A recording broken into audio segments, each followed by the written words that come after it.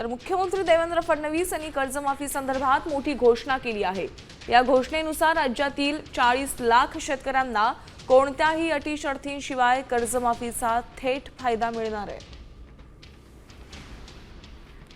40 लाखापेक्षा जास्त शेतकरी असे आहेत की ज्यांचा विना अट त्या ठिकाणी कर्जमाफीचा फायदा मिळणार आहे।